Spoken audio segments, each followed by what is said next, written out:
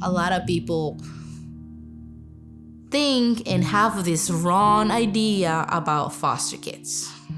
Because everybody that knows that I am a foster mom, like, oh my God, how do you do this?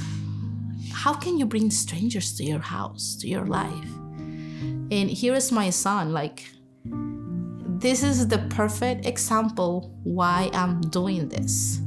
He's about to finish his 4 years university. He has a good job position. He has a dog. He has a fiance. He's living his American dream.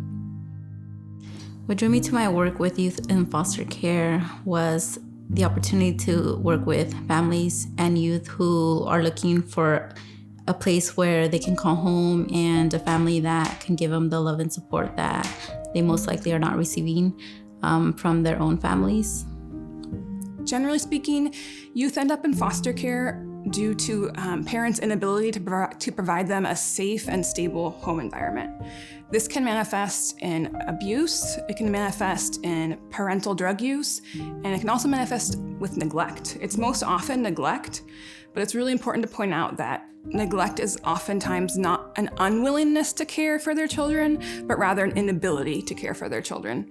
And at Friends of Youth, we serve that population, and we provide services to unaccompanied minors. And unaccompanied minors come into the foster care system a very different way.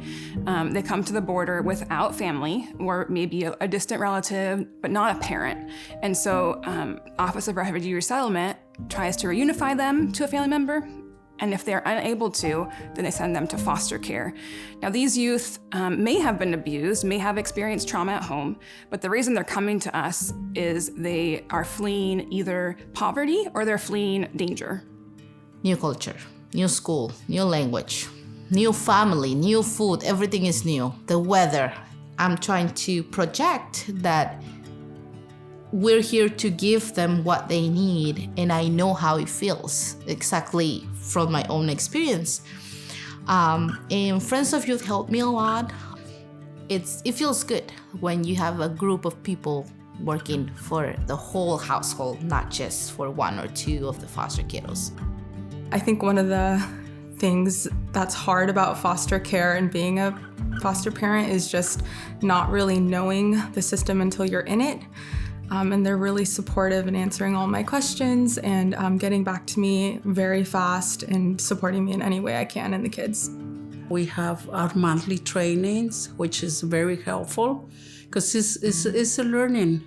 We're learning every day, you know, and that helps us to be a better parent and to have the knowledge to be able to help the kids. This is a team effort. Our foster parents, our employees, our youth, we're all part of the same team reaching toward the same goals. And so we lean on each other for help, for support. We are all professionals in this. The youth have a say, the youth have a voice in what their goals are and what their treatment's gonna be. They determine if they're going to do therapy or not. They determine if they're going to do extracurricular activities or not. And so we really believe that youth who can have stability and just a sense of, I'm going to be here for a while, they can relax, they can focus on their education, they can have goals and actually follow through with those goals. And I want to give this and give the opportunity to other kids, to another girl, another boy, another youth. If you have a love for kids and supporting them grow up, that passion will drive you far beyond what you think you're capable of.